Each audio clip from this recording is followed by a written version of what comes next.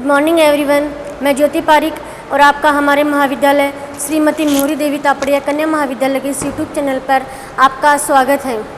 आज हम अपने बीए फाइनल में जो भारत का भूगोल है उसमें हम एक नया टॉपिक शुरू करने जा रहे हैं और जिसका नाम है भारत के प्राकृतिक प्रदेश। तो देखिए, भारत को प्राकृतिक प्रदेशों के आधार पर अलग अलग विद्वानों ने कई प्रकार से विभाजित किया है, जैसे स्टाम्प ने, बेकर महोदय ने और आरएल सिंह महोदय ने भी भारत को प्राकृतिक प्रदेशों में विभाजित किया है। तो आज हम अपने जो आरएल सिंह हैं उनके अकॉर्डिंग हम भारत के जो प्राकृतिक प्रदेश हैं उनके बारे में हम आज पढ़ने जा रहे हैं। तो देखिए, प्रोफेसर आरएल सिंह ने भारत को प्राकृतिक प्रदेशों के आधार पर 4 भागों में विभाजित किया है, जिनमें सबसे पहला है हिमालय पर्वतीय प्रदेश। हिमालय पर्वतीय प्रदेश, ठीक है। दूसरा है उत्तर का मैदान। तीसरा है प्रायद्वीपीय पठार, ठीक है। और चौथा है तटीय मैदान। इस प्रकार से आरएल सिंह ने भारत को प्राकृतिक रूप से 4 भागों में विभाजित किया है। पहला है हिमालय पर्वतीय प्रदेश, दूसरा है उत्तर का मैदान, तीसरा प्रायद्वीपीय पठार और चौथा है तटीय मैदान या द्वीप समूह है, ठीक है। फिर ये जो वर्गीकरण है इनका और भी विस्तृत वर्गीकरण इन्होंने किया है, उनको हम देखते हैं कि हिमालय पर्वतीय प्रदेश को आरएल सिंह ने 5 भागों में बांटा है।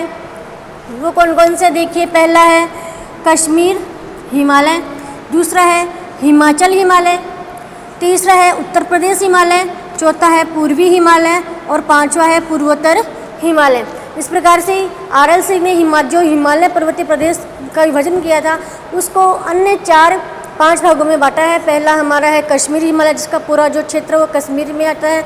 दूसरा है हिमाचल हिमालय, जिसका अधिकांश क्षेत्रफल हिमाचल प्रदेश में आता है। अगला है उत्तर प्रदेश हिमालय, जो अधिकांश उत्तर प्रदेश में आता है। और चौथा है पूर्वी हिमालय और लास्ट है पूर्वोत्तर हिमालय। इस प्रकार से हिमालय प्रदेश को उन्होंने 5 वर्गीकरण किए हैं। फिर उत्तर का जो विशाल मैदान है उसका भी इन्होंने 6 प्रकार से उत्तर के विशाल मैदान को 6 भागों में बांटा है। पहला है राजस्थान का मैदान, दूसरा है पंजाब हरियाणा का मैदान, ठीक है। तीसरा है गंगा का ऊपरी मैदान, ठीक है। फिर अगला है गंगा का मध्यवर्ती मैदान, उसके बाद है गंगा का निचला मैदान, उसके बाद है असम घाटी, ठीक है। इस प्रकार से आरएल सिंह ने उत्तर के विशाल मैदान को 6 भागों में बांटा है। उसके बाद है प्रायद्वीपीय पठार। तो प्रायद्वीपीय पठार को भी आरएल सिंह ने अनेक भागों में बांटा है, जिनमें सबसे पहला है मालवा का पठार, मालवा का प्रदेश, जिसमें मालवा का जो पठार है वो प्रदेश आता है। उसके बाद है बुंदेलखंड का प्रदेश, जिसमें बुंदेलखंड का जो पठार है वो क्षेत्र आ गया। उसके बाद है विंध्याचल और बघेलखंड का प्रदेश, जिसमें विंध्याचल जो पर्वत है उस पर्वत का आसपास का क्षेत्र और जो बघेलखंड का पठार है उसके आसपास का क्षेत्र आ गया। फिर उसके बाद है छोटा नागपुर प्रदेश, जिसमें छोटा नागपुर का जो पठार है वो क्षेत्र आता है। उसके बाद है मेघालय और मिकिर प्रदेश, जिसमें मेघालय और जो मिकिर की वो जो पहाड़ियाँ हैं, मेघालय में जो मिकिर की पहाड़ियाँ हैं वो क्षेत्र आ गया। उसके बाद दक्कन का प्रदेश, जिसमें दक्कन का पठार आता है, जिसमें उसके बाद है उड़ीसा उच्च भूमि, जिसके उड़ीसा और उसके आसपास का जो पठारी प्रदेश है वो इसमें आता है। उसके बाद है दंडकारण्य पठार इस क्षेत्र में आता है। उसके बाद है दक्कन का पठार, ठीक है, कर्नाटक का पठार। और उसके बाद है तमिलनाडु उच्च भूमि या फिर दक्षिणी सह्याद्री। इस प्रकार से आरएल सिंह ने भारत के प्रायद्वीपीय पठार को अनेक प्रकार से विभाजित किया है। उसके बाद हम देखते हैं उनका अगला वर्गीकरण है तटीय मैदान या द्वीप समूह है। हम उनको देखते हैं। तो देखिए, पहला जो तटीय मैदान है उसमें जो उन्होंने 4 प्रकार से विभाजित किया है, जिनमें पहला है गुजरात का प्रदेश, दूसरा है पश्चिमी तटीय प्रदेश, ठीक है, जिसमें पूरा जो पश्चिमी तटीय प्रदेश है वो आ जाता है। उसके बाद है पूर्वी तटीय प्रदेश, ठीक है। उसके बाद है भारतीय द्वीप समूह है, जिसमें दोनों जो द्वीप समूह है लक्षद्वीप समूह है, ठीक है, और जो अंडमान निकोबार द्वीप समूह है वो सभी द्वीप समूह इस प्रदेश में आ जाते हैं। इस प्रकार से आरएल सिंह ने ये वर्गीकरण भारत के जो प्राकृतिक प्रदेश हैं उन प्राकृतिक प्रदेशों के आधार पर वर्गीकरण किया है, ठीक है। फिर आगे हम देखते हैं ये जो हमारा उत्तर का मैदान है, उस उत्तर के मैदान को हम जो हमारा इसमें पहला वर्गीकरण है राजस्थान का मैदान, इसका हम देखते हैं, इसका हम विस्तार से इसको पढ़ते हैं।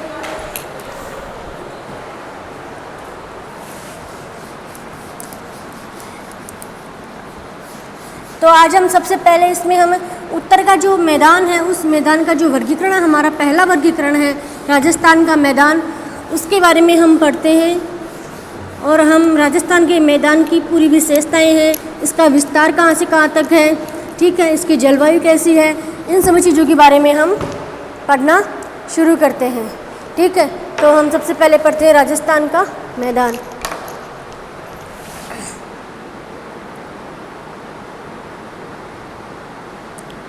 राजस्थान का मैदान, देखिए राजस्थान के मैदान का जो विस्तार है उसका हम सबसे पहले विस्तार देखते हैं कि इसका विस्तार कहाँ से कहाँ तक है।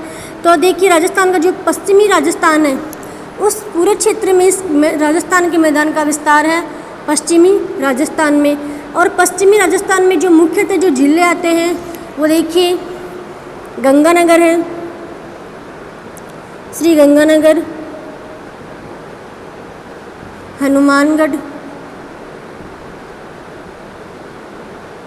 हनुमानगढ़, उसके बाद है जोधपुर, जैसलमेर, बाड़मेर, बीकानेर, चूरू,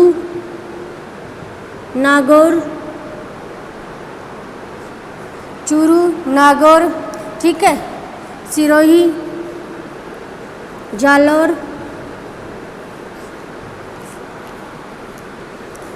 पश्चिमी सीकर, झुंझुनू,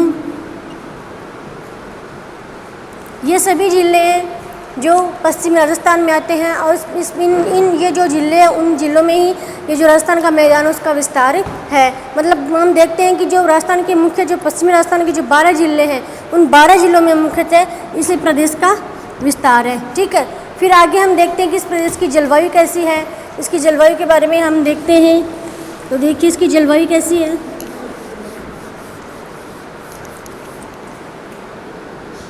इसकी जलवायु के बारे में हम बात करें तो इसमें सबसे पहले हम देखते हैं तापमान। देखिए यहाँ के तापमान के बारे में हम बात करते हैं तो यहाँ का जो सर्दियों और गर्मियों का जो तापांतर है वो बहुत अधिक रहता है। यहाँ पे गर्मियों का जो तापमान है वो 45 डिग्री से लेकर 50 डिग्री तक पहुँच जाता है। ठीक है, और जो ये है गर्मियों का तापमान। ठीक है, और हम सर्दियों के तापमान की हम बात करें तो सर्दियों में 0 डिग्री से लेकर और माइनस में भी यहाँ तक तापमान इस क्षेत्र में पहुँच जाता है, -5 डिग्री तक, -2 तक इस क्षेत्र में तापमान पहुँच जाता है। ये सर्दियों की बात है। तो कुल मिला के इस क्षेत्र में गर्मी और सर्दियों का जो तापांतर है वो सर्वाधिक इस क्षेत्र में पाया जाता है, सर्वाधिक तापांतर। तो ये हो गया इस क्षेत्र की जलवायु जिसमें हमने तापमान में हम देखा कि तापमान यहाँ का गर्मियों में तापमान हो जाता है 45 से लेकर 50 डिग्री सेल्सियस तापमान, सर्दियों में 0 से लेकर और माइनस में भी यहाँ पे तापमान चला जाता है। इसी प्रकार से सर्दी और गर्मी का जो तापांतर वो इस क्षेत्र में बहुत अधिक देखने को मिलता है। उसके बाद हम वर्षा की बात करें तो इस क्षेत्र में जो वर्षा का औसत स्तर है वो यहाँ पे वर्षा हम देखें तो यहाँ पे बहुत ही कम वर्षा होती है। पूरे भारत में 10 डिग्री सेल्सियस औसत वर्षा इस क्षेत्र में होती है। मतलब पूरे भारत में जो भी वर्षा का औसत स्तर है उनमें सबसे कम वर्षा इस क्षेत्र में होती है, लगभग 10 सेंटीमीटर वार्षिक वर्षा इस क्षेत्र में होती है। ठीक है, फिर हम वनस्पति की बात करें। यहाँ पे वनस्पति में यहाँ पे छोटी झाड़ियाँ,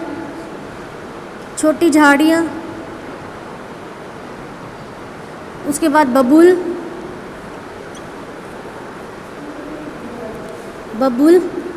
और कैक्टस और नागफली ये इस क्षेत्र में वनस्पति हमें देखने को मिलती है। यहाँ पे छोटी छोटी झाड़ियाँ पाई जाती है रेगिस्तानी क्षेत्र में। उसके बाद बबूल और कैक्टस और नागफली इस क्षेत्र में पाई जाती है। ठीक है, तो इस यहाँ यह हो गई यहाँ की वनस्पति। फिर हम देखते हैं कि यहाँ पे खनिज तत्वों की हम बात करें कि यहाँ कौन कौन से खनिज इस क्षेत्र में पाए जाते हैं। तो खनिजों में हम देखते हैं, हम खनिजों की बात करें तो खनिजों में यहाँ पे मुख्यतः टंगस्टन है। उसके बाद यहाँ पे सीसा और जस्ता और एस्बेस्टोस मुख्यतः इस क्षेत्र में पाया जाता है। उसके बाद लिग्नाइट और प्राकृतिक गैस, राजस्थान के पश्चिमी राजस्थान में प्राकृतिक गैस के भंडार भी पाए जाते हैं। तो यहाँ पे हम खनिजों की बात करते हैं तो राजस्थान में खनिज टंगस्टन, सीसा जस्ता, लिग्नाइट और एस्बेस्टोस और प्राकृतिक गैस इस क्षेत्र में, ये मुख्यतः खनिज इस क्षेत्र में पाए जाते हैं। इस प्रकार से हमने जो राजस्थान का जो मैदान है उसमें हमने राजस्थान के मैदान में यहाँ की विस्तार, इस क्षेत्र का विस्तार, इस क्षेत्र की जलवायु, तापमान, वर्षा या फिर खनिज संसाधनों के बारे में भी हमने देख लिया है। और अगले वीडियो में हम अगले प्रदेश के बारे में पढ़ेंगे। तब तक के लिए धन्यवाद।